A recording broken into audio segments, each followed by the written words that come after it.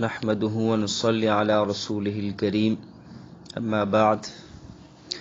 عزیز قرائے کرام، السلام علیکم ورحمۃ اللہ وبرکاتہ. میں محمد خباب علم صوت کے نئے درس کے ساتھ حاضر خدمت ہوں. پچھلے درس میں ہم نے آواز کی مختلف مہارتیں یعنی سکلز کے بارے میں بات شروع کی تھی، اور اس باب کے پہلی مہارت یعنی آواز کی جو رینج ہے، فاصلہ ہے، اس کی زیادتی کا ذکر کیا تھا، اور مختلف آوازوں میں اس کی بڑھوتری کے لیے مختلف مشقوں کا بیان بھی کیا تھا. آج کے درس میں ہم آواز کی ایک اور مہارت جس کو الطنین کہتے ہیں یعنی گونج، اس کے بارے میں جانیں گے. طنین کیا ہے؟ طنین سے مراد آواز کی گونج اور باری پن ہے. جیسے پہلے ذکر کیا گیا تھا کہ کچھ خاصیتیں کچھ آوازوں کے ساتھ خاص ہوتی ہے. اب جو خاصیت کسی آواز میں قدرتی طور پر نہیں ہے تو اس کو پیدا کرنے،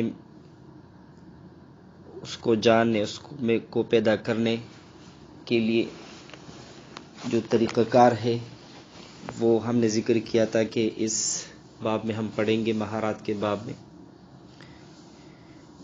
تو آواز کی گونج یا باری پن جو گلا، منہ اور ناک کے خلا سے ایک خاص انداز میں پیدا ہوتی ہے، جس سے آواز میں خوبصورتی اور سننے والوں کے لیے کشش پیدا ہوتی ہے. اکثر لوگوں کی یہ خواہش ہوتی ہے کہ ان کی آواز میں باری پن اور گہرائی پیدا ہو، کیونکہ اس صفت سے آواز میں خوبصورتی کے ساتھ ادائیگی میں بھی فصاحت اور آواز کی صفت شدت میں اضافہ ہوتا ہے. اس کے ساتھ ساتھ ایک قاری کو اپنی آواز بغیر کسی سہارے یعنی ساؤنڈ وغیرہ اور کوشش کے اونچی سنائی دیتی ہے. اس لیے آپ لوگوں نے ملاحظہ کیا ہوگا کہ اکثر قراء اپنی آواز میں کیفیت پیدا کرنے کے لیے اپنے ہاتھ کو چہرے یا منہ کی جانب رکھتے ہیں.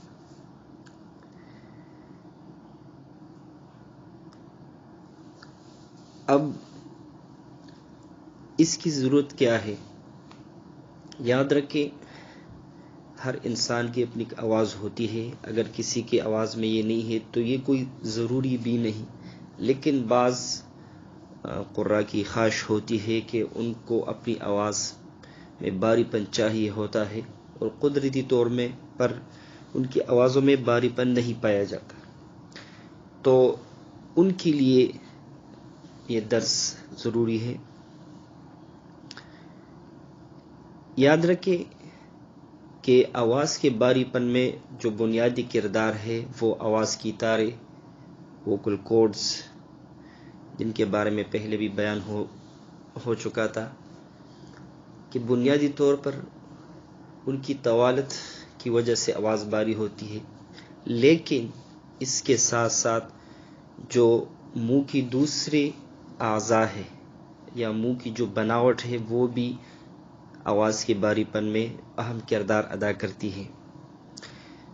اب چونکہ جو اوتار الصوت ہے ان میں ان کی طوالت کا انحصار وہ چونکہ قدرتی طور پر ہے تو اس کو ہم بیان نہیں کریں گے، بلکہ باقی جو اعضاء ہے جو اہم کردار ادا کرتے ہیں آواز کے باری پن میں، تو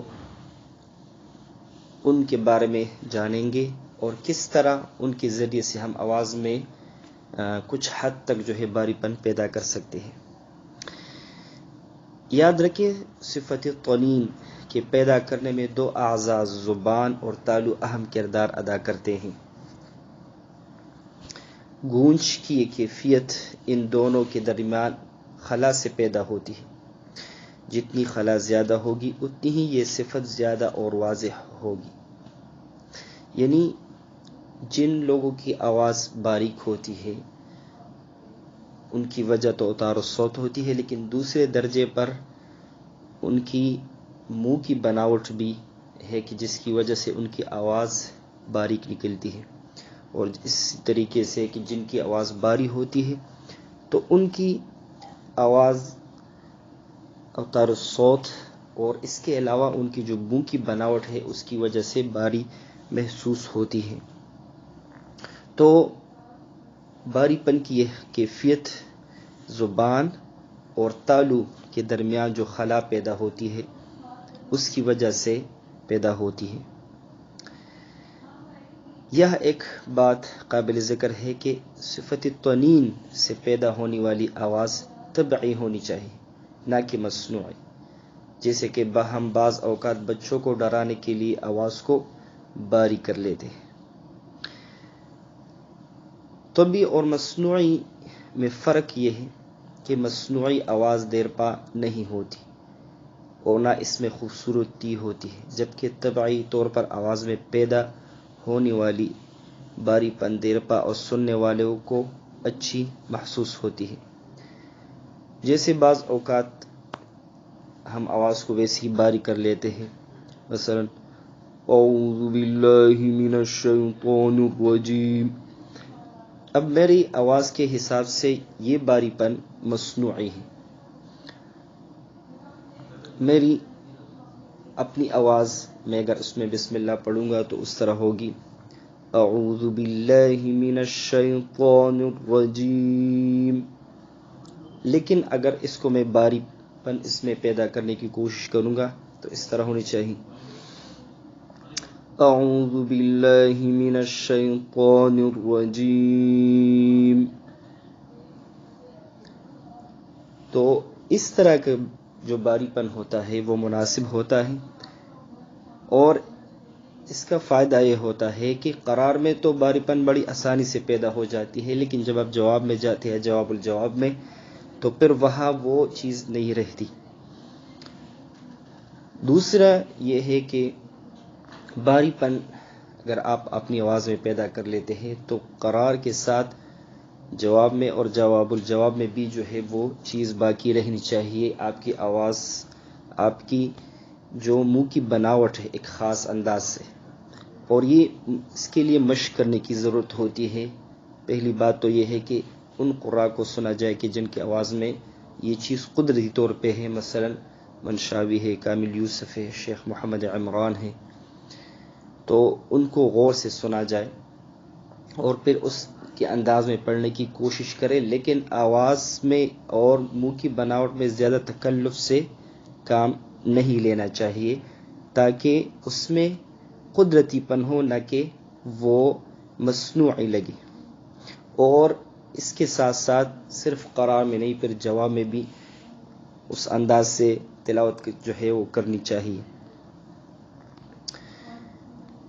یہاں ایک اہم نصیحت میں ذکر کرتا چلوں کہ جہاں تک ممکن ہو اسپیکر اور ساؤنڈ وغیرہ پر مشق کرنے سے پرہیز کریں، بلکہ کمرے میں جہاں قدرتی گونج ہو وہاں پر مشق کرنی چاہیے.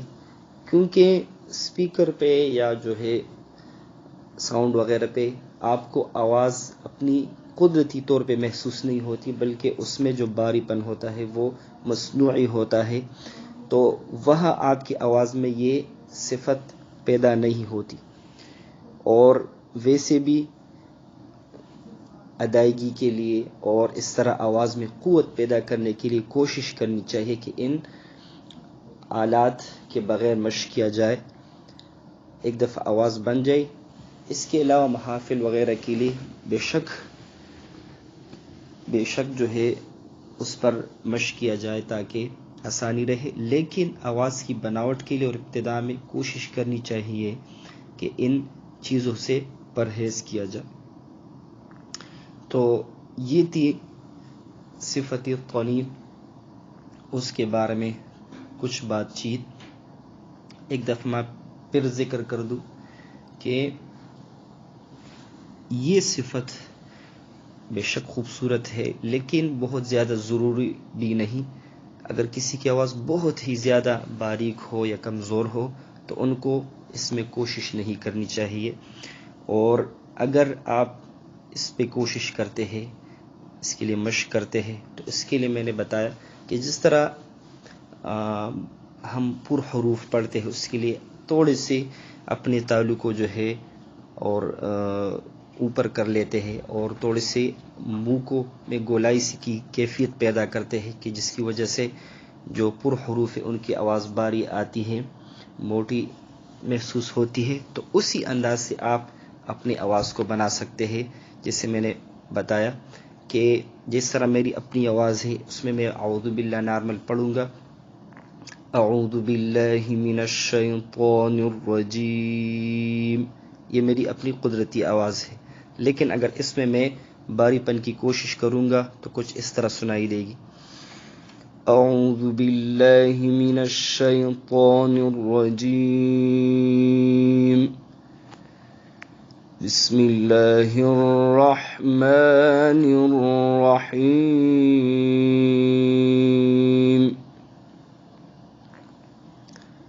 قل هو اللہ احد اللہ الصمد. جواب میں کچھ اس طرح ہوگی، اللہ الصمد لم یلد ولم یولد ولم یکن له کفوا احد. تو یہ ایک نمونہ تھا، لیکن بہرحال پھر میں عرض کروں کہ یہ صفت ایک خواہش کے طور پر اور ایک چوائس کے طور پر اگر کوئی چاہتا ہے کہ اس کی آواز میں باری پن پیدا ہو تو ان کے لیے ہے. اور اس کے علاوہ اگر اپنی ہی آواز میں مشق کی جائے، کوشش کی جائے تو وہ بہترین ہے. اور اس کے ساتھ ساتھ میں یہ عرض کرتا چلوں کہ قراء کی سلیکشن میں سننے کے لیے اس بات کا دھیان رکھنا چاہیے خصوصی طور پر کہ ان قراء کو سنا جائے جو آپ کی آواز کے مطابق ہو.